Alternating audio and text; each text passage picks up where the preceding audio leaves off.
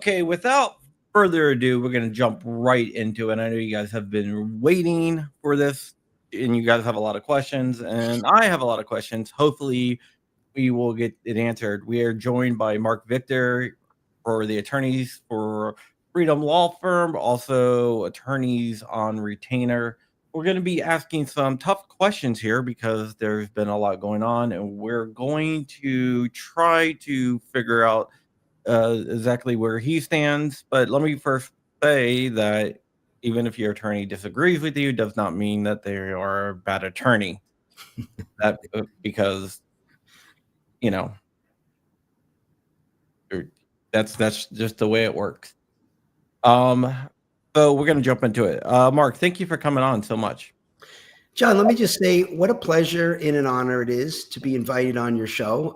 I've really been looking forward to this. And I got to say, that intro that I just saw was probably the most badass intro that I have ever seen on any podcast. That was really amazing. Loved it.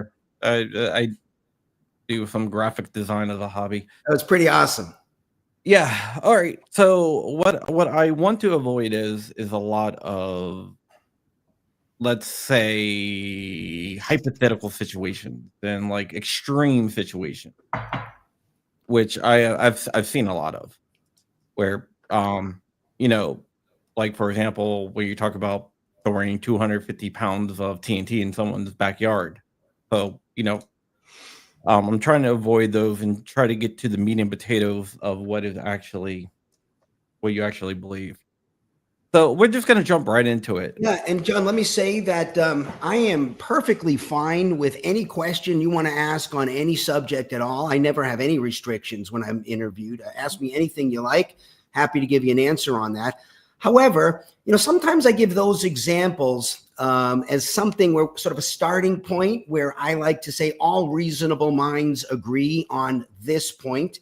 And then often I'll back off of that point where just to make a point that reasonable minds, even committed to the exact same principle, at some point will disagree on exactly what the facts are. I mean, this is what we do when we have a jury trial, right? Oftentimes at a jury trial, a question might be in front of the jury, what is a substantial risk? This question is all through the law, right? We deal with this all the time.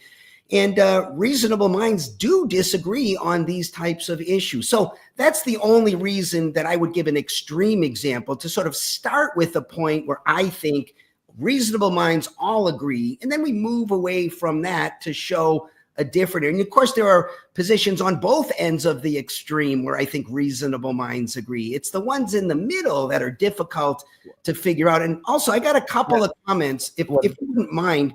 I'd like to make a couple of comments right at the beginning, because you put out a video. It was about 10 minutes long, which I thought was excellent, by the way. And I wanted to start with really complimenting you.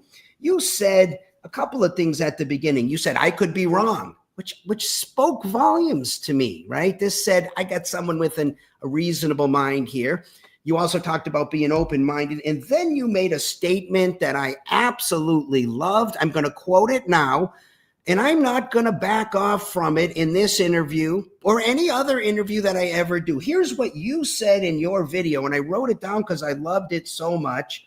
You said this at 6 minutes and 15 seconds in the video that you put out entitled Attorneys on Retainer Stance on Guns in Their Own Words. At 6 minutes and 15 seconds, here's what you said, quote, "You have no right to tell anyone what to do if They are not infringing on your rights, end quote. I heard that, and I said, I agree with Crump. I hope he agrees with that, because I agree with him on that point, and I'm never retreating from that point. And then you made another point that I hated. You made a point at 8 minutes and 49 seconds on that video, and here's what you said. Freedom is the ability to do what you want, even if it means encroaching on the freedoms of others, end quote. Okay, I didn't like that statement because that's not how I define freedom. I don't think you ever have a right to encroach on the freedoms of others. So Okay. that summarizes my position, and nothing I'm going to say today will veer from that first statement or contradict anything I just said about the second statement, which I think you got wrong there. But anyways, I just wanted to lay that out, and you let me know if I veer from that first statement. Okay. Well, let's just jump into the questions. This is one of the questions that when watching your videos, I really want to know. Have you ever asked a content creator or suggested to a content creator to make a video on USCCA? No, never. Never. So, Ever. In fact, let me address that specifically, because you're probably talking about my friend Dan, who I have a lot of respect no, I'm for. talking about others too. Oh, well, we don't. USCCA. We don't have many content. I don't know who you're talking about, but we don't have many content creators who we sponsor at all. But it's just in regards to Dan on Heavy Duty Country. Dan has a certain style. Dan has never once run a video past me and said, hey, Mark, what do you think? I'm getting ready to put this out. That's just not Dan's style. Dan has a certain style, and I think Dan just does his own thing. So, but no, the answer is no. I have never. We're responsible, and I take full responsibility for everything that we put out on the AOR channel.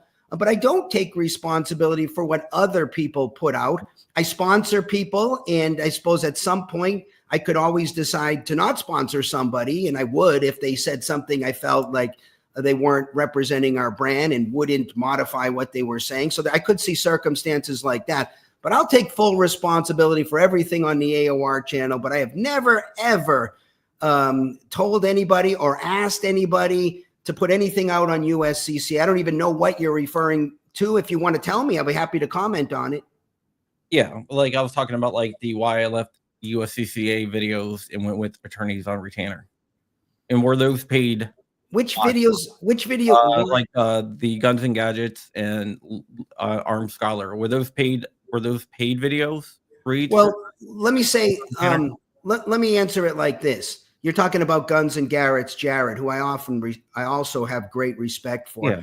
And in both of these cases, both Dan from Heavy Duty Country and Jared from Guns and Gadgets, before they had any sponsorship with AOR, they flew to Arizona, toured the law firm, met my lawyers, met my paralegals, and both of them sat in my backyard at my house for many hours and picked my brain on philosophy, what I thought about the Second Amendment, guns and freedom and all of that. And especially Jared, I remember him. We had long conversations about lots of detailed things before I paid him a dime, because neither of those guys would pitch for AOR until they believed in their heart it was the best program. Yeah, I'm friends with both of those guys. But yeah, so you know both of them are men of character. Videos, were those paid sponsorships? Which ones? The why I left USCCA videos, were those paid sponsorships for AOR? Did they receive any money on those videos? I can tell you the one that Dan put out. Not Dan. I'm talking about Jared or Anthony. Were either of those why I left USCCA videos paid sponsorships by? Well, the first one that ever came out was Dan's. I'm not talking about Dan. I want to specifically address the why I left USCCA videos. Okay, let me address all of it together. The first video that ever started any of this was Dan's video. I'm not talking about Dan. I want to know about. Can I make a comment about Dan's video? No, I want to know about the Jared video or the Anthony video. Were either I'm of happy those to tell you paid? about that after I address Dan's video. Oh, okay. So you're not going to answer No, that. I am going to answer it. I just want the record to be complete. All On right. Dan's video, he put out his video on USCCA before I even met him or paid him a dime. I had no idea who Heavy Duty Country was at the time Dan put out his video on USCCA. Regarding Jared, Jared and I, in both Jared and Anthony, both of them, they picked my brain many, many, many months before they put that video out. In both cases, they were under contract with USCCA, and USCCA would not let them out of the contract. So I was prevented from sponsoring them. Hold on. Both of them, their contracts ended January 1st of 2025. That was the first opportunity that I had to sponsor them. Yes, they were under contract at that time because they couldn't be under contract and couldn't say a word earlier than that. But I will tell you this. In Jared's case, you saw a video that I released when Jared was at my law firm. That was a video that was made long before I paid Jared a dime. He endorsed AOR long before I paid him a dime. I just didn't release the video until after his contract had ended. So the short answer on Jared is, yes, he was willing to and did support and endorse AOR before he ever inked a contract with me. But the Anthony, why I left the USCCA videos, were those paid for? Were those paid for by AOR? Were those? Well, he was under contract with AOR starting January 1st, but he did endorse AOR in an earlier video that we didn't release until after his and that was only because USCCA wouldn't let either of them speak because they were under contract. They wouldn't let them out of the contract. So the USCCA, why I left the USCCA videos were paid reads. Well, when you say paid reads, I don't tell them what to say. I don't tell anybody what to say. Did they take money from that video from AOR? They're under contract with me. So all the videos that they make that says anything about AOR, we're paid sponsors. Okay. Yes. But to be clear, I don't tell them what to say. I didn't see either of the videos until they went out. I had no idea what they were going to say. We told them about our program, made sure they understood them. But I saw them for the first time in both cases after they were released, to be fair. So they spoke from the heart in both cases. No, I'm not saying they didn't. I'm not saying they didn't. That's not what I'm saying. Okay. It was just that was a question that a lot of people had. All right. Well, now it's answered. Yeah. In the Kayla Giles video, you guys did a lot. And I do believe that Kayla Giles should be represented by USCCA. I don't think they should have dropped her. I'm very, very clear about that. I've always said that. And the Kayla Giles video, when you guys went over everything, you guys left out some really key stuff, like the testimony about her asking to borrow a gun to kill her husband. You left that out. You didn't talk about that. You didn't talk about her search history. Was that intentional? No, actually, there were several videos on Kayla Giles, if you recall. The very first video we made, we weren't really even aware of the facts. We knew very little about the facts. In fact, if you watch the later video where we interviewed Kayla Giles, we still didn't know the facts at that point. We hadn't received the file. We didn't talk to her. So we didn't have all of the facts. And to be clear on that, our position has been from the beginning and remains not that she's guilty or not guilty or innocent or whatever. We've never taken a position on that. The only thing we're saying is she should have been represented. And the second thing we're saying is we would have represented her had she been an AOR client. Now, regarding the facts, which I am much more acquainted with now after having spoken with her, and we do have aspects of the file, I have publicly said that if her case gets reversed, and it looks like there's a possibility, I think a strong possibility that it might get reversed. If it does, we have offered to represent her on that case and take that thing to trial and do our best to win it. So because of that, I don't really want to get into the facts of the case, but I will say this. I will say this, speaking generally about this. Anytime you have a case that is charged with think of any murder or an ag assault, and the person is claiming self-defense, and you're on the other side of a grand jury indictment or a preliminary hearing, there will always be an argument on the other side that this is not self-defense. Indeed, that is exactly what a prosecutor, a judge, a police officer, and oftentimes 9 to 12 members of a grand jury will have found by probable cause. So if you're looking for a case that is charged where somebody says I acted in self-defense and it's very clear, that's almost never I mean, very rare in a high profile case that's politically charged. Like I thought maybe the Rittenhouse case was pretty close to that. Maybe the George Zimmerman case was pretty close to that. But the vast majority of cases, there's all, including Kayla Giles, there are always arguments on the side that says this actually was not self-defense. It was a criminal act. And that is the big problem with the criminal acts exclusion. If you have that in the contract at all times, in all cases, whoever's making the decision on that can always say, we agree with the judge at the preliminary hearing. We agree with the grand jury. We agree with the prosecutor. We think this is not a case of self-defense, and just drop it, which looks like is exactly what happened in the Kayla Giles case. So all I'm saying here is there's arguments on both sides, like there is every single time I've ever taken a case to trial. I'm saying, and we're saying as a team at AOR, we would have defended her. We would not have dropped her. And I believe that she should have been defended. But the question still is, when you discovered, you read the case files, so you know that there was evidence that you guys left out. No. That's not what I said. At the time we made the video, we had not spoken with her. We did not have the case file. We didn't get the case file. Here's when we got the case file, just so you know. When we spoke with her in our video, she then gave us permission to contact her appellate lawyer, and that's when they sent us the file. Can you get it from Pacer? We didn't get anything from Pacer, no. But all that was in Pacer. I don't think so. I think and that's a paralegal thing, so I don't get the files, but I think we got it because we paid the court money to copy the file and send it us. What I'm telling you is we did not have the facts of Kayla Giles, nor did we at any time say, we think she's innocent. All we said, and maybe she was innocent, I'm not saying she wasn't either, but all we were saying is, and here's what we knew.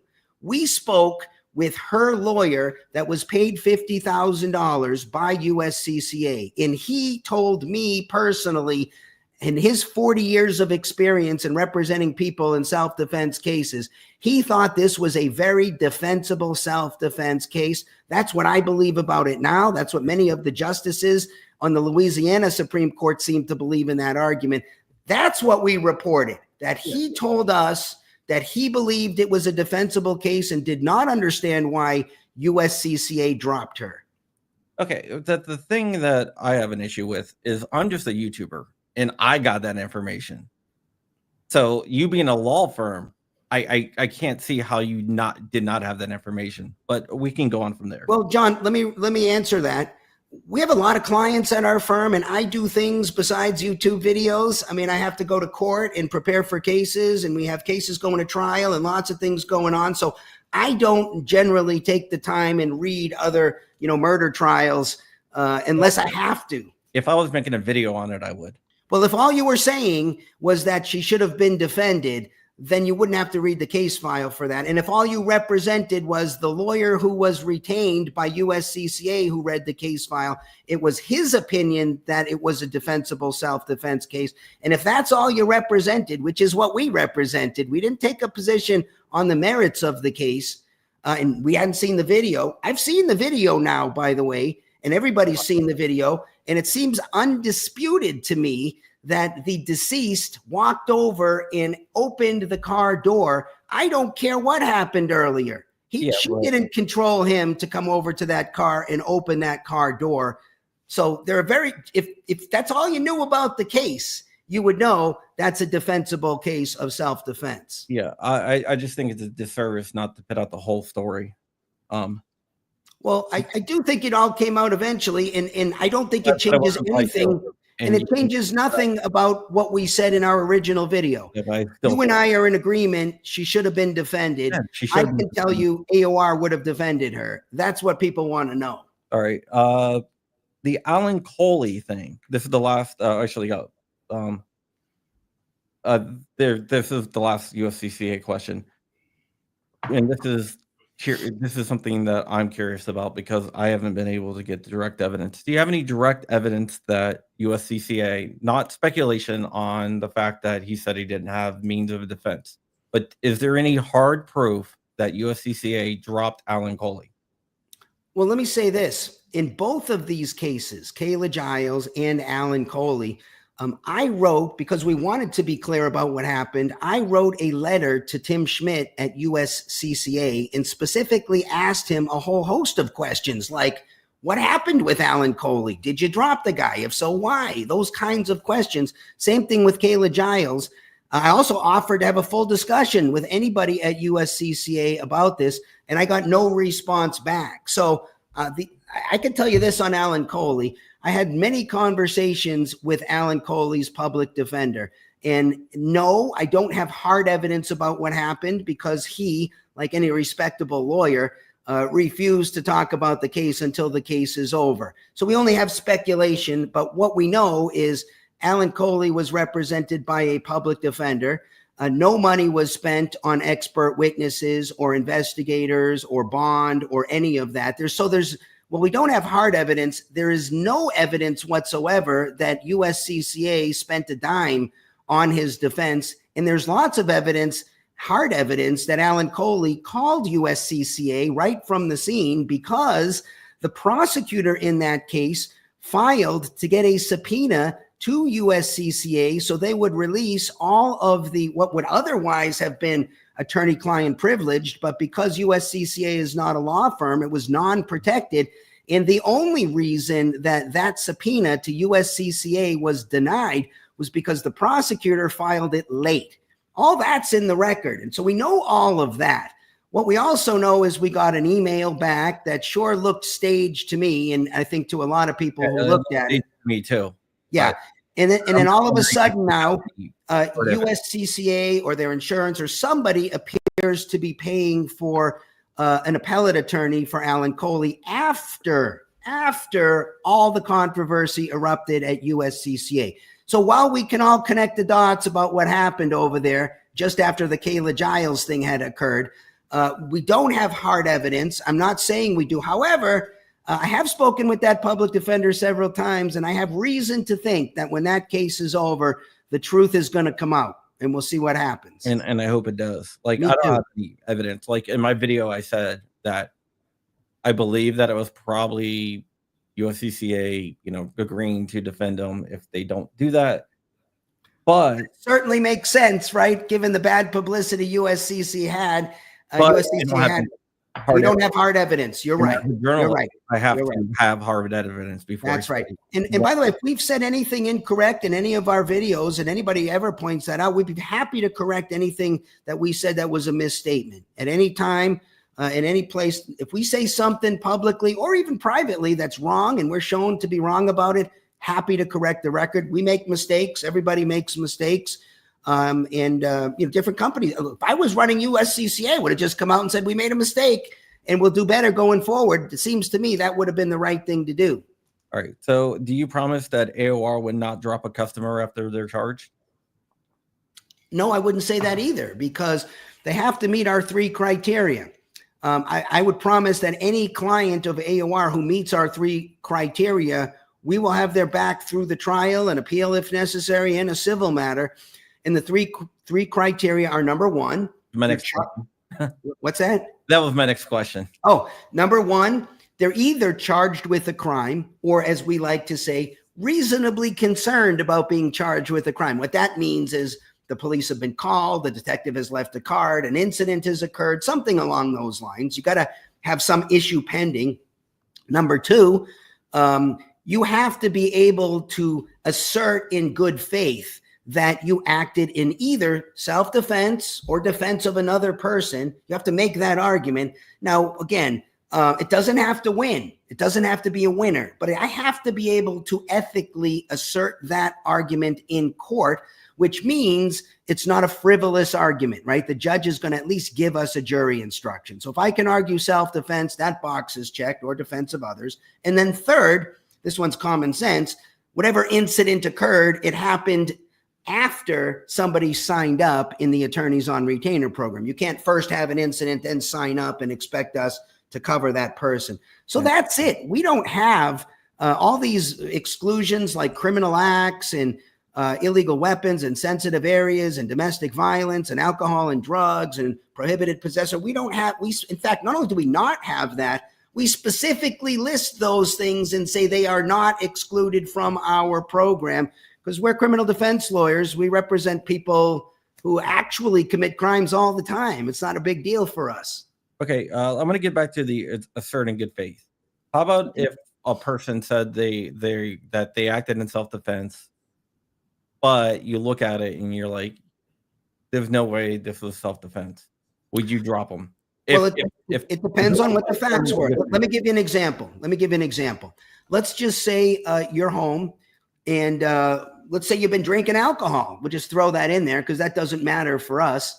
You've been drinking alcohol and a bad guy breaks in your house and he seems dangerous. Maybe he's only there for a theft, but you mistakenly think he's there to injure you. You grab your gun. He sees your gun. He turns around and starts running out of the house, and you wind up shooting him in the back. Okay, that's a bad shoot. But if you say to me, you know what, Mark, I thought I was acting in self-defense. It looks like I screwed it up, but I was scared. I was trying to act in self-defense. I'm going to bring that case in alleged self-defense. I'm going to make an argument for that person, and I am not going to drop that case. Now, example 2, you might tell me you were acting in self-defense, but if the police report comes in and you walked into a bank with a firearm and stuck it in a teller's face and said your money or your life, they handed you the money and then you ran out of the bank. If that's the only facts we have, then I'm not going to take that case because there's no argument that's a self-defense case. So the standard is, and this is the standard for lawyers, we can't bring frivolous arguments. I have to have a basis for the argument, right? I could make a mistake of fact defense in the first case and say, well, he thought the guy was still approaching him. And unfortunately, it turned out the guy was turning away and running away, but it was dark. He was confused, whatever. I can make that argument. Mistake of fact is a good argument to make in most, if not all states. And so I'm going to bring the first example, and I'm going to decline to bring the bank robbery example, but you're never going to find a controversy with attorneys on retainer anything remotely close to what we just saw with the Kayla Giles matter in USCCA, because we're not confused, John, about what happened with USCCA here. We know that all of the people who love AOR, if they ever found out, if we ever acted inappropriately and failed to cover somebody who even arguably should have been covered, that would be the end of our program. But you got to remember our competitive advantage, right? I have a law firm. I don't have to write a $50,000 check to get an attorney going. I don't have to spend a dime. I have a whole bunch of them here on staff who are on salary. So I could put a whole team of lawyers on that case and it doesn't increase my overhead a bit. Yes, I have to pay for a local counsel or some small things like that, but that's very small potatoes when you're comparing that to having to pay for the lawyer on the case. So I got a whole law firm at my disposal. And given that we are now limiting our practice to nothing but self-defense cases, there goes about 90% of everything we do. So I'm going to have lawyers sitting around. We're looking for cases to take right now. We are ferociously excited when AOR clients call and say, I got an emergency. We're excited about it. And the only private cases we're taking are self-defense cases. Okay. I got another question here. We're going to get into some of the gun rate stuff. You said that you believe that local communities should be able to pass like gun regulations. No, that's not my position. That's a misunderstanding of my position. I agree with you. You have no right to tell anyone what to do if they are not infringing on your rights. Here's my question to you, John. What if they are infringing on your rights? Well, it depends on how they're infringing on our rights. I think what you think is infringing on our rights isn't. I just want to bring up something real. Well, let me explain what I think is infringing on your rights. Here's what I think. I think you have a right to be left alone. I think you have a right to control your body, your property, your money, your time. you have a right not to be aggressed against. That includes having somebody put you in a substantial danger. Now, we can argue about exactly what things qualify to go in that box. We can argue about who decides. But if we start out with the rule, the principle is nobody gets to put me or you in danger, unless, of course, we consent to it, right? We could agree to, you could agree to play tackle football if you want, that's fine. But other than that agreement, no 300-pound guy has a right to run as fast as he can and smash you into the concrete. Nobody has a right to do that. That is what I would call an infringement on your rights. So I agree with you. You have no right to tell anyone what to do if they are not infringing on your rights. But if they are infringing on your rights, you have an absolute right to self-defense. But you did say that local communities should be. I'm trying to bring it up. Let me try to lay it out for you. I think where the confusion is. Here's where the confusion arises, John. Remember, we started out with that crazy extreme example of the 2,000 pounds of TNT in the corner. That's the starting point to say that I believe all reasonable minds agree that at some point the risk is sufficient enough that you can do something about it, right? And I don't know about you, John, but if my neighbor had 2,000 pounds of TNT, that's hypothetical, and I don't want to get into. Hold on. Well, you have to use. Sometimes you have to use a hypothetical to explain the point. No, we don't. It's irrelevant to debate. Well, if you want to understand my position, then I'd be happy to explain it. Okay. Well, how about what? Let me try to do it in 2 minutes. Take us right up to that line. Take us right up to that line. Okay, I'm gonna bring you right. I'm gonna explain my position. I think that if you and I talked about this, we would agree that the 2,000 pounds in the corner of the yard by the barbecue with the kids lighting off fireworks, that qualifies as infringing on your rights. I think the other end of the spectrum, where I was as a kid, shooting off some little firecrackers in your yard, that's not the kind of substantial risk that we get to do anything about. Sorry, that's too small. Substantial risk in a second. I want to get to this though. Hold on, can I finish? Can I answer? I'm happy to get to that. In a second. Is a substantial.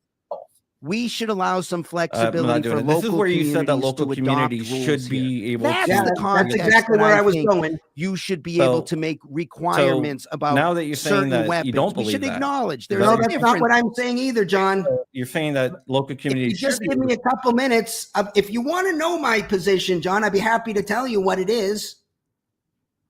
All right. Here's what I think. While there are extreme examples where all people agree there's a risk, and there are extreme examples where all reasonable people will agree there's not a risk, there is a part in the middle where reasonable minds will disagree. And this, I generally will pick something around maybe 2 to 5 pounds of TNT. I think in that area, reasonable minds, not people trying to use a different principle, like I want to ban all guns or something, people who use the same principle, which you don't get to endanger somebody. I think there's an area there in the middle where reasonable minds disagree. Now, here are the choices. We either make a one-size-fits-all rule and apply it to the entire country, or we do what I think is the smart thing to do, only in the area where reasonable minds disagree. The local community selects. So they could say, okay, look, anything over 2 pounds, we think that's a reasonable risk. Anything under 2 pounds, that's not a reasonable risk. That's where we make the rule. They don't get to make any rule they want. They don't get to make a rule that says firecrackers are a reasonable risk, because that's not a reasonable position. So it's only in the place where reasonable minds disagree that the local community should select a rule. And the reason I like that, John, is because I believe in market forces. And if the local community selects a rule that people don't like, it's easy to move. Mark, I muted you because I want to know about guns. Guns, not TNT, guns. Well, let's talk about guns then. Let's talk about guns. Reasonable. Well, here's what I think is reasonable. If a local community wants to make a rule that says the following. If you have an 8-year-old in your house, you can't leave your fully automatic 50 caliber belt-fed, tripod-mounted, loaded 50 on the kitchen table around your unsupervised 8-year-old. I think that makes a lot of sense. So if a local community made that rule, I wouldn't have any problem with it at all. Where would you have the rule at? Like, give me a hard example of where you would have a problem with the rule. Okay, I'll give you a great example. Some of the rules that exist now. So, for example, in places where they say, we think just having a gun is a substantial risk, and so you have to keep it disassembled in your safe, I say that's ridiculous. Okay. There's absolutely no argument that creates a substantial risk to anybody. So that rule is a victimless crime, and all victimless crimes should be abolished, even the ones with guns. Where is your line? What would you be okay with? Okay, keep in mind, there are two different questions packed in here, and I want to peel them apart. One is, what is Marc Victor's personal opinion on what's a substantial risk? And I'm happy to talk about that. Another is, what might I disagree with, but still find a reasonable disagreement on? I might choose to go the other direction, but some other community might say, we choose something Marc doesn't like. That's a wider category of my specific opinion. Does that make sense? Allow I just gave you an example. I think you didn't give us, you gave us the behavioral, but what is the most restrictive thing that you would allow a community to do? Well, here's my test. I always would use the same test. Well, I want an example. Okay, I'll give you an example. The test is whatever is going on. Let me say it like this. You can do anything you want. I'm going to use your statement. You have no right to tell anyone what to do if they are not infringing. When does somebody infringe? Somebody infringes only when they either trespass, right? They shoot me or something, or they put me in a situation where I could use self-defense. So if I could use self-defense under today's law, well, then it would be fine. So here's another example. If you and I are neighbors and you're in your backyard and you've been drinking all day and you're drunk where you could barely stand up and you're slurring your words and you have a loaded firearm and your finger is on the trigger and you're waving it around, okay, under that circumstance, you are creating what we call you are recklessly endangering other people, which, by the way, is exactly the same standard I'm talking about. You've created a substantial risk of harm to other people. When you're in that category, we get to come over there and take the gun away from you by force. We don't have to wait till you shoot and kill somebody. So if it meets that standard, then the community can make a rule. If it doesn't meet that standard, so for example, if I would never say you got to lock up your firearm, never, but you got to keep it away from unsupervised kids in the house. Okay, that seems pretty reasonable to me. You can have it when you're sober, but if you're drunk or high or something like that, if you're creating a substantial risk, well, then we have a problem. It's the same rule, John, applies to cars. I would say, John, any car you like, you can have a car, but you can't use it in a way that creates a substantial risk to anybody else. Same rule with guns. Nothing special about guns. 100% a gun control argument. You know that. Just like there's another gun control argument that you guys use about yelling fire in a crowded theater. If you're not, let's talk about that. Let's talk about that. Arguments. Look, Andy just used that. First of all, there are times you can yell fire in a crowded theater, right? Maybe there's a fire. So there are times you can. The same type, John. The same type of statement. Marc, the same type of statement. I want to get back to the safe storage. The safe storage stuff you're talking about. Why don't you give me some examples, John? I don't believe in safe storage. No, but if you want to know what I think about them, instead of me generating the examples, why don't you generate them? To ask me any question. That's what I'm going to do. Okay. I'm going to do. Let's say that a local community says that you have to have more training to own a machine gun. Would you be okay with that? Well, by machine gun, you mean fully automatic? Yes. Okay. The question in my mind is, can the person hold it, store it, keep it, use it in a way that doesn't endanger other people? Now, here's an area that I probably personally would say, if we don't have any reason to think there's a problem, I'd be fine with that. Now, but if, again, not my opinion, but I don't think it's unreasonable for a local community to say, look, you can have a fully automatic 50 or whatever, but you got to take, I don't know, a 4-hour class for $100. Now, let me finish. If they use that as a reason if they twist that and try to use that as a reason to deprive people of guns. In other words, Chuck Schumer says, oh, great, now we can have a class. It's a 4-year class and it's $100,000. I would say, okay, that's not reasonable. So I would strike, the local community doesn't get to make that rule. But if New York City, John, wanted to make a rule that says you can have a fully automatic firearm, but you got to take a $100 class so we know, you know which end the rounds come out from, I wouldn't complain about that. I'd feel like that's an improvement from where we are right now, where you can't even have a fully automatic weapon. All right, so you're to the left of Judge Thomas on guns. Well, you could put me anywhere you could. I don't know where Justice Thomas is exactly on guns, but you might say that. But let me give you some examples. Justice Thomas signed on to an opinion that says that convicted felons, it's okay to deprive them of firearms. I disagree.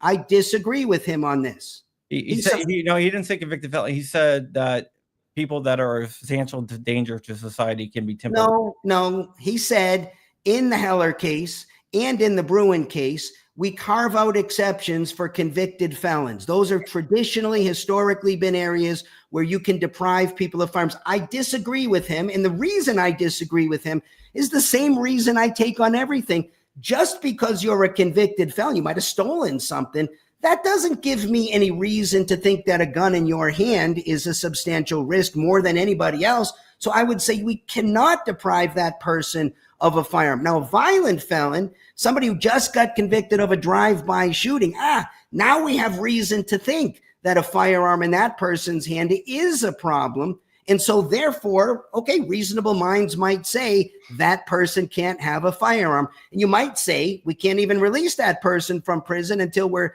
confident that person is safe with a firearm. Okay, should that violent felon have the right to free speech?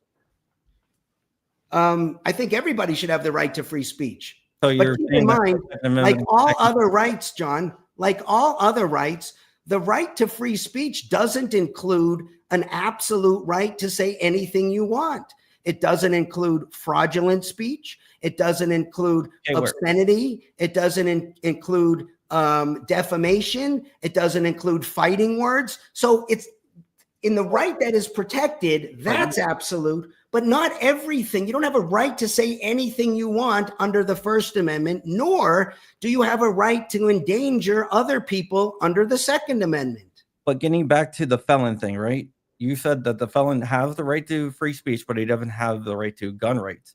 No, that's not what I said. No, John, that's not what I said. Let's make a distinction. No, I said only the violent felon, because we have reason to think that the violent felon who just used his gun to endanger other people, that's the guy we got a concern with. But I'm going to call him an ordinary felon. Say you're a felon because you stole something. Okay, that person, a gun in their hand, we have no reason to think that a firearm in that person's hand creates a risk to anybody. So I would not take the gun away. However, you and I, because neither of us is a Second Amendment absolutist, both of us agree. I know you think that, but I'm going to talk you out of that in the next 10 seconds. Neither out of it. Yeah, I don't think you should be disarmed anywhere unless the state can provide you safety. Okay, well, there's an exception right there. So if the state can provide you safety, let me just make sure I understand your position, John. Your position is that the right to keep and bear arms can be limited and actually taken away if the state provides you safety. Is that your position? No, that's not my position. Help me understand your position. Listen, because the state can never provide you safety. The right to bear arms is absolute. Now, the only exception is if you go through due process and you're jailed. Once you're out of that jail, once you serve your time, you should get all your rights back. Freedom of speech, freedom of. Well, let's talk about that. Freedom to First vote. off, let's talk about your exception, because you said the only exception. So to be clear about that, you are not a Second Amendment absolutist, because now we're talking about exceptions. So let's talk about your new position. Not as a self-defense absolute. Let's talk about John Crump's exception to the Second Amendment. First exception. We're interviewing you. I know, but first I'm going to expand the list of exceptions in a second. I'm going to go to the next question here. Okay. You so should I don't blame you for wanting to go to the next question, by the way, because I was just getting ready to expose you as not a Second Amendment absolutist. I'm sure you were, but Well, you said it yourself when you said the word exception. How about if a community decides they want to ban Black people from living in that community? No, I don't. Because you did say that local communities should be able to get together and decide that they don't want guns. Yeah, I don't think that there are different rules for government than there are for private people. Okay. Governments do not get to discriminate against any race or group of people, period. We have an equal protections clause for that. So absolutely not. A local community using the force of government cannot discriminate against any group, no exceptions. However, private people can do whatever they want. And we have people in a free society who are just racists. Now, again, here's an example of something I personally disagree with. I think this is horrible to be a racist. I would never want to be friends with a racist. But if a racist wanted to say, you know what, I don't allow Black people in my house, they have every right to do that. And so does the community. If an entire community of homeowners wanted to say, you know what, none of us will let Black people in our house, or Jews or Latinos or lawyers or whatever they want, they have an absolute right as property owners to ban any people for any reason they choose. The government is the one restricted from doing that, not private entities. So my position is very consistent. I don't want to intrude on a private property owner's right to exclude whoever they want for any reason at all. And I'll also point out the community I'd want to live in is a community where they say everybody must have a 50 and have X number of rounds and be trained and agreed to defend the community. That's the community I'd prefer to live in. And if you wanted to move in that community and didn't want to have a 50, I would say, sorry, man, you have to find a different community. So that's what the market, that's what freedom is about, John. That's freedom right there. So you're okay with sundown neighborhoods? I'm okay with what? Rundown neighborhoods where I'm okay with rundown neighborhoods. It's a term that where they wouldn't allow like Blacks or others into certain neighborhoods. Well, let me say it like this. As a moral matter, I find racism reprehensible. I would never trade with a racist. I would never be friends with a racist. However, racists who are peaceful, who do not want to associate with other people, even for ridiculous reasons like the color of their skin, they have every right to do that in a free society, whether I like it or not. And I don't like it, but I would defend their right. Just like in a First Amendment context, I would defend your right to say, screw Marc Victor or F Marc Victor. I hate that guy. I hate lawyers and I hate his law firm. If the government tried to censor that speech, I would be the one defending that person's right to say it. Okay. All right. That's what I was getting at. I wasn't taking a shot or anything. I was just saying. No, we're in agreement here. We're in agreement. I'm okay with the tough questions. I think freedom can sometimes come out the way we don't like it. People have a right to behave badly if they're free. They just can't aggress. I have a hard line that says you don't get to aggress against others. And I don't care that you have a gun in your hand. You still don't get to aggress. And I don't care if you got your fist in the air and you're saying shall not be infringed. You still don't have a right to aggress. The Second Amendment does not enshrine a right to aggress against others. That is a foolish position. It's a wrong position. And let me explain why. But no one's arguing that. Well, if you take the position that you have a right to endanger other people with your firearm, and I'm not saying you do, but some people do. They say no rules can be made regarding guns. If that's your position, and maybe that's the Second Amendment position, then what you're saying is people can use guns to endanger other people, and there's nothing we can do about it. I'm saying that's not right. In fact, let me just make a point about the Second Amendment and the structure of the Constitution. The government doesn't have any ability to grant rights. We created the government. We delegate our rights to the government. The Second Amendment only enshrines our right. I have no right to endanger another person. None of you have a right to endanger other people. So if you interpret the Second Amendment as a right to endanger other people with a gun, that's not a right the Second Amendment can protect because it's not one we can delegate to the government. We should be honest in our community and say, look, do whatever you want with a gun or ammo or bombs or guns or chemicals or fireworks or whatever, but you don't get to aggress against others. What does aggression mean? It means you initiate non-consensual physical force against another person. It's fraud, it's coercion, and it's endangering others. That's in the law. We deal with these questions all the time. That's what reckless driving is. Reckless driving, which we litigate all the time in court, is using your vehicle in a way that creates a substantial risk of harm to another person. If you can't do it with your car, why do you think you could do it with a gun? You can't. That intrudes on other people's liberties. Who gets to choose what the substantial risk is? Okay, well, this is a great question, John. And I've been waiting for it to come up because I think this is a legitimate area here.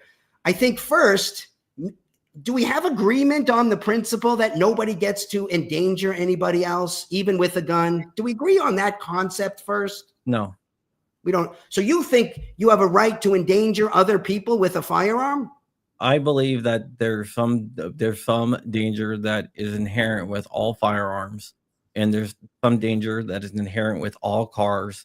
And once you start saying, well, you can't do this or that because you're putting other people in danger, we're moving the goalpost. Okay, well, do you agree with me? I'd rather have dangerous freedom than peaceful servitude. Look, I agree. We can't eliminate all risks. And that's the reason I explain it as a substantial risk, right? That's an out of the ordinary kind of a risk. Those risks exist. Do you agree with me that if your neighbor, say the guy in the next studio from you in his property, if he's got an automatic 50 that's loaded and it's pointing at you and he leaves his 8-year-old sitting there playing and he leaves the room, do you think you have a right to tell that guy he can't do that? Or do you have to wait till the 8-year-old pulls the trigger and starts launching rounds down range? What do you think? A hypothetical argument for one thing, and I have no. It's a hypothetical, but that's how we talk about the law, John. We talk about it with hypotheticals because we don't have every situation. And the same with cars. Cars pose regular dangers. If you drive on the road, there's always a danger you're going to get into an accident. But when somebody's drunk or they're driving, 150 in a residential area, those are bigger dangers. That's why we call those substantial risks. And you don't get to do that with a car. It's exactly the same with a firearm. The analysis is the same rule. Now, who decides? Okay, the same way we decide the reckless driving case, right? You realize that anti-gunners use the car thing. I don't care who says what, John. If you think I'm here to pander to some community to try to shade something in some way, you don't know me very well. No, I'm here for one reason and one reason only. Is you realize that people could hear that and think that you're anti-gun because people look. Curtis from VSO did in what I would call a very dishonest thing by putting a video out saying when I ran for Senate, I took money from the Democrats, and he just left it there. He didn't say another word about it when a simple Google search would have shown anybody who was interested that in that very same election, what I did with that money after I got on the ballot was I locked the Republican into a bunch of pro-freedom positions publicly in an interview anybody can watch. And then I withdrew and endorsed the Republican to try to make the Senate Republican, not Democrat. If you tell the rest of the story, well, then it's clear. I'm only in favor of saying— in the 90s, you used that money for media. What's that? You used the money for media, commercials and stuff like that.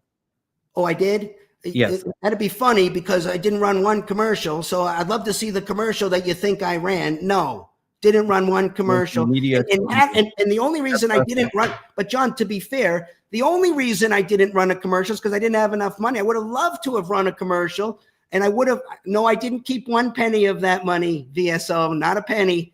All of it was used for pro-freedom purposes. And had I run a commercial, which I would have loved to do, it would have been a very hardcore pro-freedom commercial, like every stand I took on every issue in that campaign. Watch my debate. There was a nationally televised debate. That's what I did with the money. I ran a campaign that was by far the most hardcore pro-freedom position that was available. Okay, give me some of the pro-freedom stuff you did with that money. Well, all of it was used to just get me on the ballot. Every dime of it was used.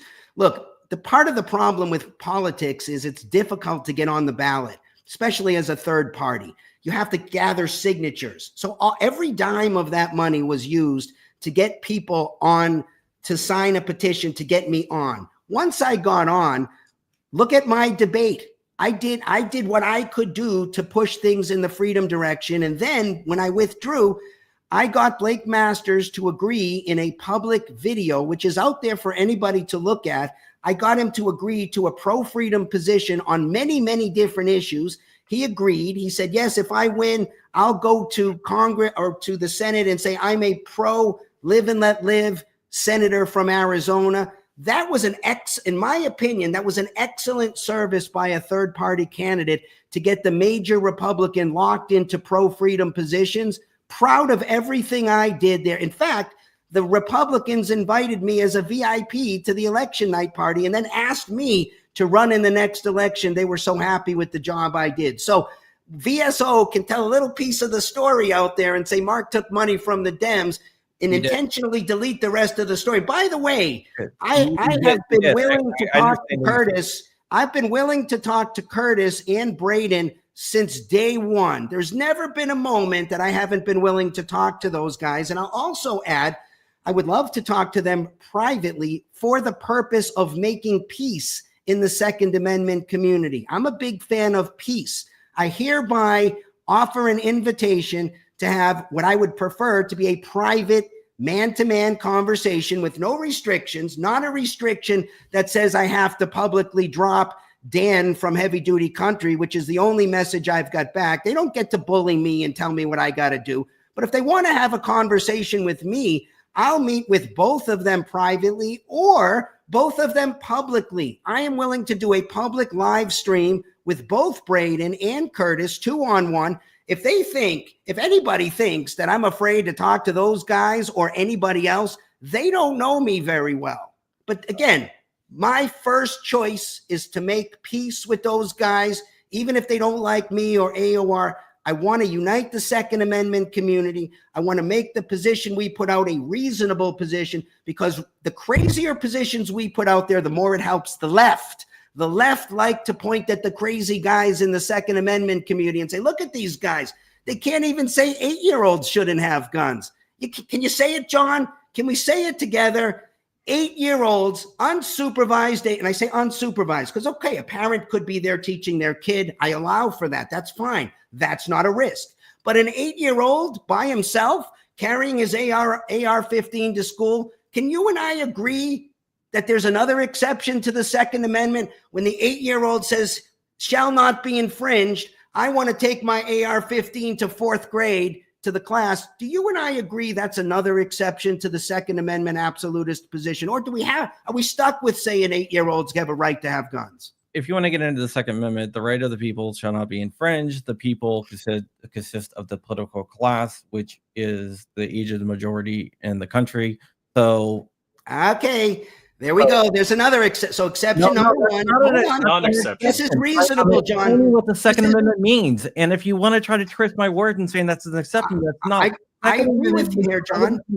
Which is the people of the age of the majority. This is settled case law. That's not an exception. So don't try to say that I'm doing. You want to talk settled case law? It's also settled. It's also settled case law according to every justice on the Supreme Court. Hey, let's people who are mentally ill are also not in that group of people. Do you believe in preemption laws? What depends what you mean. First of all, do you know what a preemption law is? Absolutely, I know what a preemption law is. Okay, preemption is when the federal government says we make the rules. State preemption laws too.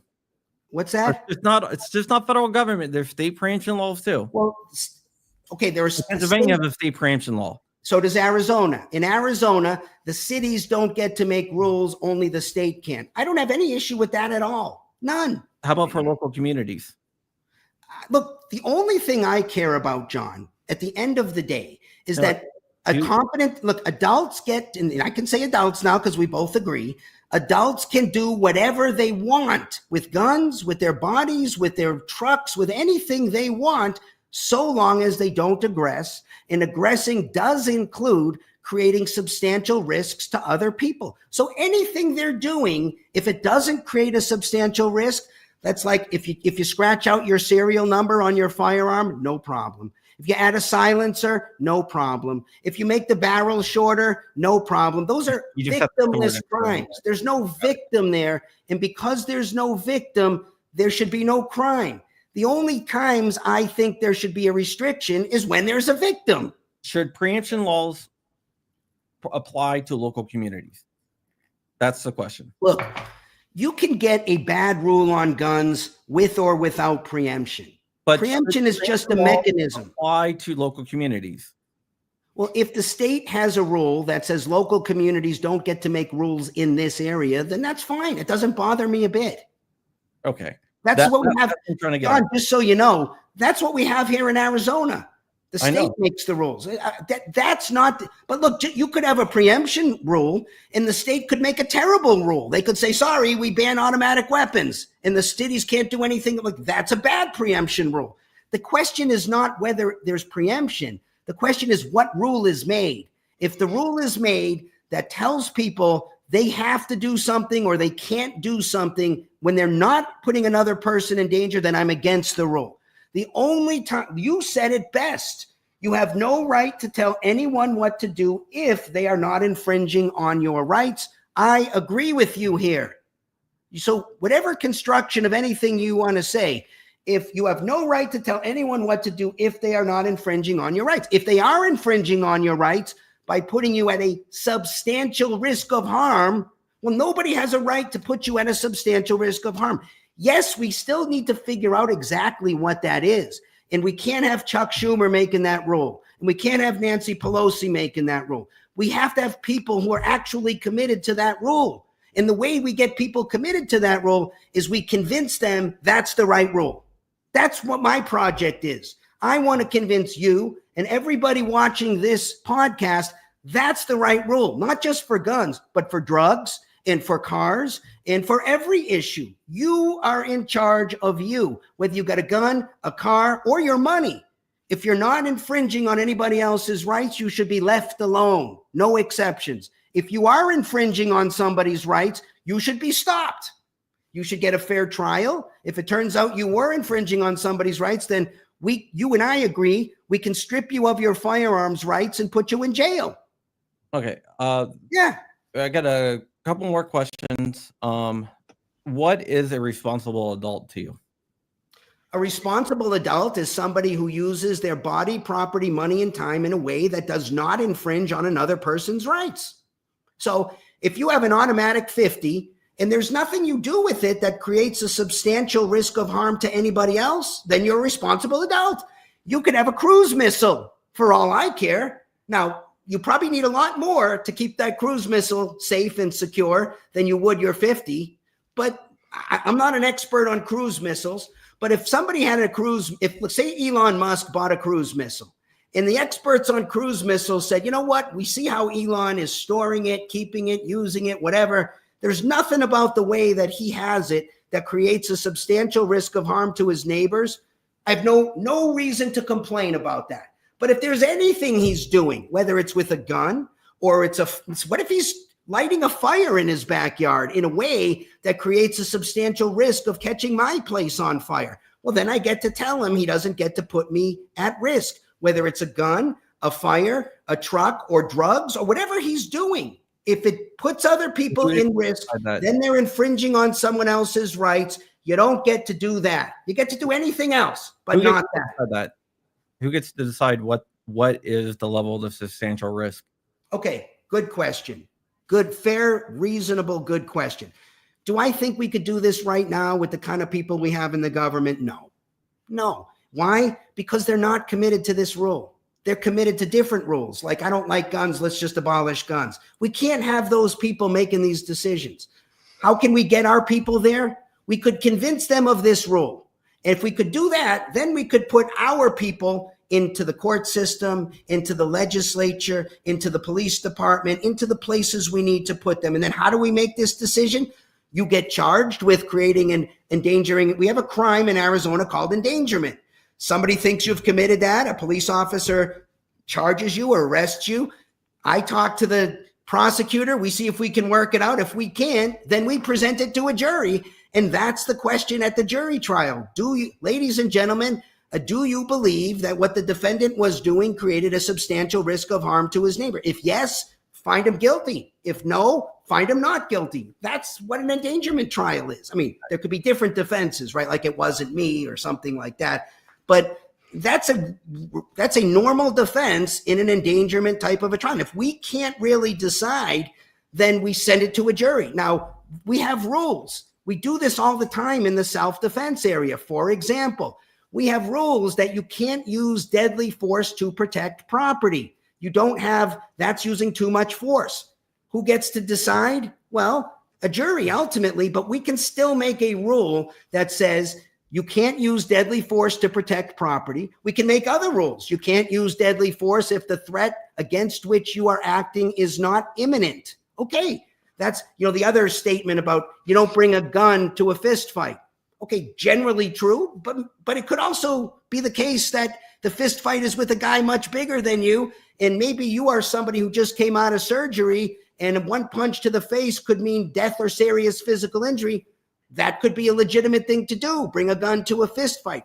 We get hard questions all the time, and we have off-the-rack rules. I would love an off-the-rack rule, and I wouldn't complain, a rule that said you can't leave your fully automatic weapon on the kitchen table loaded around an unsupervised 5-year-old. Okay, if that's a reasonable rule to me. But what if you left it around? What if you left it around a 16-year-old or a 15-year-old who's had training? Okay, well, maybe that's not a substantial risk. That's one, maybe reasonable minds in fact, I think you're probably fine there. My opinion is if your 15-year-old is responsible and knows what he's doing, and you left your firearm loaded on the kitchen table around him unsupervised, I would defend that person on the argument this was not a substantial risk to anyone because this 15-year-old's had training and is responsible. Other people might disagree with that. Now, of course, you might move that to 14 or 13 or 12.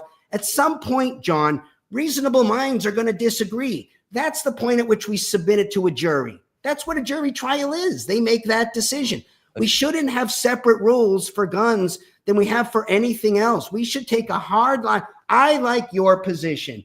You have no right to tell anyone what to do if they are not infringing on your rights. You said it best. I agree with you. But if they are infringing on your rights, you don't have to put up with that. That's why I say I am a self-defense absolutist. I don't put up with anybody infringing on my rights. I have a right to defend myself in all cases. And so do you, with as much force as is necessary to defend yourself. I just don't think that you have the right to tell me how I need to store my firearms. Well, I don't have a right to tell you how to store your firearms in a vacuum. But if there's something about the way you're storing your firearms that puts me at a substantial risk, I got every right to say you can't do that. We're going to have to disagree on that. Okay, so well, let's talk. Before we disagree about it. More questions. I'm up against like a hard appointment tonight, and I want to. What do you think that the age should be to own firearms? Okay, excellent question. For me, there's Marc's position, and then there's what reasonable minds might disagree on. I don't think it should be a hard and fast age, frankly. I think kids mature at different ages, and I think that you could have somebody under 18 for sure I was one of those guys. I had a firearm long before. My dad gave me a weapon long before I was 18.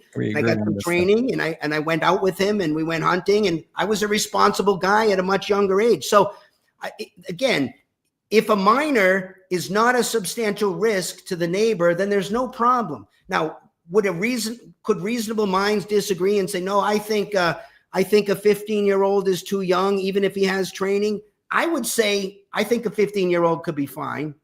Other people might say, no, 15-year-old doesn't have the judgment. I would identify that as an area where reasonable minds could disagree. And I would say if the local community wants to make a rule that says a 15-year-old can't have a gun, at least in an unsupervised way, no matter how much training they've had, I would say, okay, I don't agree with that rule, but I would let them make that rule because we don't have to fight and have a one-size-fits-all rule. I'm trying to get to peace, John. I'm trying to get to a place.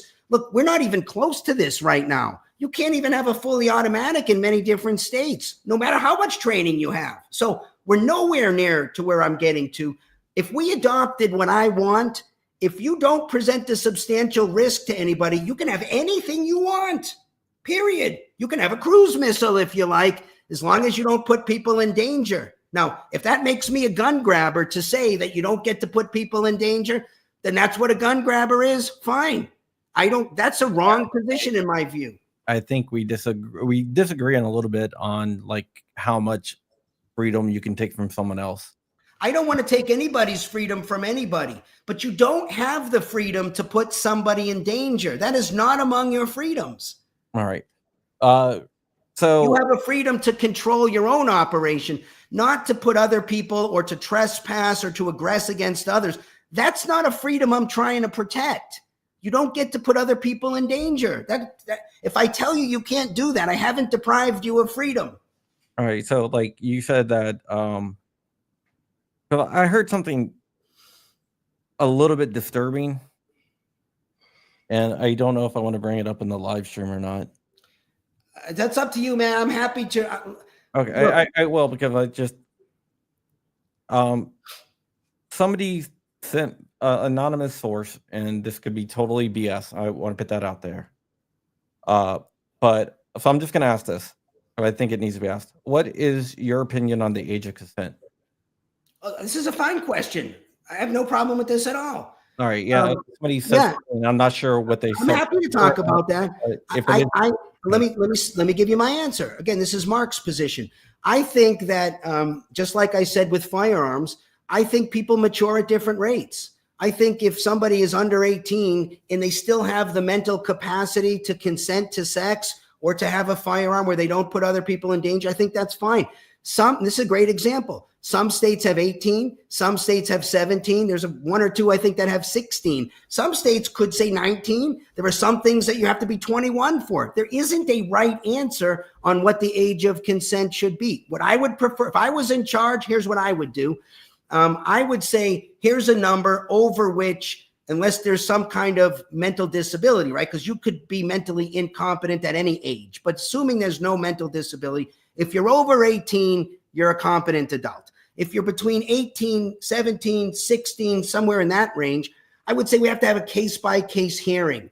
I would say, we have to get experts and bring in witnesses, and the judge should decide if this person is a competent adult or not. I think there are people who should be found to be competent adults at that age. And then I think below that age, I think there's probably an area below that, maybe 15 and below, that, sorry, you're not a competent adult at that age. So I think that allows a little flexibility to recognize that people mature at different rates. And I think that's fine. The concept is we want enough capacity so people can understand what they're consenting to and make a rational choice. So a 14, 15-year-old never, right? Yeah, I think my personal view is that's too young. That's too young. Okay. That's what I wanted to clarify, because I heard some disturbing stuff, and I was like, well, I don't know what's so disturbing about that. For me, it would be the same analysis as for a firearm. If you can if you're under 18 and you might be safe and had training, it may be fine for someone under 18 to be in an unsupervised possession of a firearm because they don't present a substantial risk to other people. What I'm talking about is like the age of like 14, 15. Look, I think that's too young, but if some community said 15 is reasonable, I mean, I disagree with them, but I don't know that I would go to war with them over it. There are places, there are different cultures on the planet that have different views of things. Look, I don't agree with it, but I also don't want to have wars over these things. I think we need to get to peace. Would I go to war over, much younger than that? Probably. But 15, I would at least say 17, 16, those to me could be competent adults. Okay. All right. Just wanted to make sure that, it wasn't something like totally crazy. No, I'm glad you asked, frankly. Same analysis for guns. Same analysis for driving a car. If the kid can drive a car in a way that doesn't endanger other people, the kid should be able to drive the car. All right. Well, I think that we are done here. I think I got all the questions asked. I know I said it was going to be a tough interview. It's because I don't like do softball interviews. No, John, the only reason it's hard for me is because I don't have any doubt in my mind that on the question of, is John Crump a Second Amendment absolutist? The answer is no. And the reason the answer is no is because John Crump says you can take people's firearms away if you take them to jail. You can take firearms away for minors. I don't think that it would take me very long to present somebody who's very seriously not in touch with reality. There's a category out there as well, that guns in the hands of people who are very severely legally, mentally incompetent. They've had hearings. Everybody agrees this guy's not in touch with reality, that guy doesn't get a gun. I think we could probably agree on that. And just something to think about for your viewers to think about. If you think it's okay to take a firearm from somebody who is taken to jail, remember, people get taken to jail all the time without a full trial. We call that an arrest. And so when you get taken to jail in an arrest situation, you also get deprived of your firearms. And now this is an ex parte hearing. Maybe that arrest warrant was presented in front of a judge. You didn't know about it. You didn't get to go. You didn't get to make an argument. But unless you want to say the guy who gets arrested gets to take his firearm to jail with you, there's yet another category there. But you know what, John? Let me just leave you with this. You could take that position and still be hardcore on guns. I'm hardcore on guns. In fact, I'm an absolutist. If you're not putting someone in danger, do whatever you want. But it's not, you don't get to do anything, because that includes robbing people, right? That's another example. You don't get to commit aggressions on other people, even if you have a gun. Aggression. I don't think storing your firearm in a certain way is aggression, which we disagree on. Well, can we talk about that for a second? Do you think, let's just use the example we've been talking about the whole show. The guy who leaves his 8-year-old, let's imagine an 8-year-old party. They're having a party in the house, and the dad decides to leave his fully automatic loaded 50 caliber on the kitchen table and leaves the house, leaves the kids in an unsupervised way. They're coloring on the table. They're playing with balls. They're doing all that stuff. And there's an unsupervised loaded 50 caliber automatic. Do we have a right to do something about that? Or do we have to wait until one of those 8-year-olds say, oh, this looks like fun, I'll pull the trigger and start blowing rounds through the home, into the next home, into the next home after that? No, but would you restrict that situation? No. You'd let that guy do that? Yes. I don't believe you on that, John. 100%. I think 100%. Well, what would you do if the kid actually discharged around and killed somebody? Then what would you say? The parents get charged.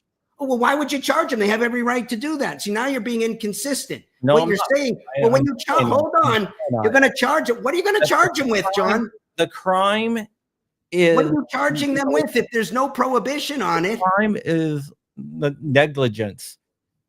Leaving the gun there, if nothing is done and no firearm is fired, that's not negligence. The crime only happens when the crime happens. We're not pre-crime here, which I think let's talk about what one is pre-crime. Pre-crime is self-defense, John. You don't have to wait until somebody's fist hits your face before you can hit them. I don't think that's saying that we need safe storage laws. No, but forget about what you call it. You don't have to wait until somebody hits you or shoots you before you can take action to prevent being hit or shot. Our law in America says once you are at that risk of harm, right, and when it's imminent, you can act. You don't have to wait till they hit you in the face. That's imminent. If I took a gun and pointed it at your face, that's imminent. Some guy having an unlocked gun, that's not imminent. So if you took a gun and pointed it at my face and then left your 8-year-old sitting there in front of it and walked away, I got to wait till the 8-year-old pulls the trigger? That's not what you just said, though. You said that it's in my house, on my table. Let's assume the gun on the table is pointing at another human being. And the kid is right there and he's looking at the gun and now he's playing. Can we do something, or do we have to wait till he discharges the round? Well, you can move. Is this a position you think is a reasonable position for our community to take? Yes. Do we have to be Absolutely. do we have to take really absurd positions like that? Position. You're going to let people shoot and kill other people. Storage laws is not an absurd position unless you are a gun grabber. There are storage laws that go far beyond what we've been talking And about. those are wrong too. Those are totally wrong. But let's be clear on that. All of those are wrong because they're not preventing substantial risks. The rules about having to keep them locked up and keep them disassembled and you can't keep around in the chamber, all of those do not meet the test of a substantial risk to another person. All of those. So I'm not in favor of any of that stuff. But what I am saying is you can't put another person in danger. Yeah. All right. I think that we are done here. Mark, I want to thank you for coming on. I have to get going. I have another appointment. I have kids and I got like outing stuff to do. All right. Well, I think I made my position clear that I'm happy to talk to anybody. By the way, I'd love to meet a lawyer who takes the Second Amendment absolutist position, which is, we can't make any rules on guns. If there's a lawyer out there in the world. I know a few. Oh, send one, because I'd love to have a conversation with one of those lawyers who thinks we can't make any laws that regulate or have anything to say about firearm use. Definitely would love to have a conversation. What are you doing tomorrow, Mark? I'm available. We might make it happen. Yeah, I'm available. I'm available tomorrow to have a discussion with a lawyer who takes that position. Oh, I can. We can definitely get that settled up, and I'll just sit back and watch. Excellent. Yeah, let me know. I'd love to meet such a lawyer. Absolutely. I think people know who I'm talking about too. Happy to have that conversation. No, chicken farmer wouldn't do it. I mean, he probably. Yeah, I see. I'm not part of the. Yeah, I am not part of the community that thinks you have a right to put other people in danger under any circumstances. Period. Right, there are people who think they can use meth and drive their car down the road, and they say, "Oh, it's no big deal." I say the same thing to them. You don't get to put other people in danger. That's the reason we can take you off the road. You don't get to drive on the wrong side of the road with your car. You don't get to put people in danger with guns or bombs or chemicals or explosives or any of those things. But if you're not doing that, do whatever you like. I think that's a real freedom, real American position. All right. If I get a lawyer, and I want to interject, I'll just sit back and host it and let you guys debate it. Just have them send me an email. Happy to chat with them. I'm easy to get a hold of. Let's do it live. Both Curtis and Braden know they can reach out to me anytime. Very, very easy to get a hold of me. All right. Yeah. Send me your schedule for next week. I'll get it set up.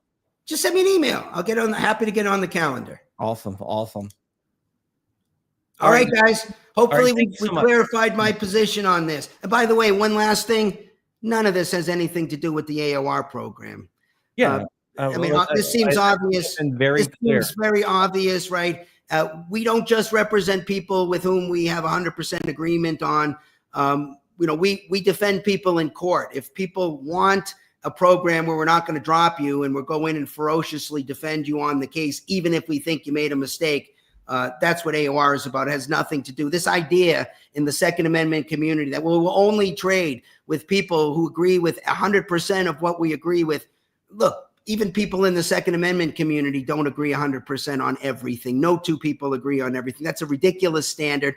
We should have a better standard in our community so we can have a bigger community with more clout and actually get some things done and get it passed. Now's our time to get things passed. We should be taking a more reasonable position rather than you get to endanger anybody anytime with anything, no restrictions kind of a position. Oh, I do want to get to. I got a couple super chats I want to get to. 280U says the U.S. did go to war with these things in 1775. No community can negate the Bill of Rights. I don't think anything should. There was nothing I said that should be taken as negating the Bill of Rights, which, by the way, didn't even exist. Also, the Bill of Rights. Read it. And I just wanted to get through that because I didn't get to that. But thank you so much. Hold on for a second, Mark. I'm going to end the stream and then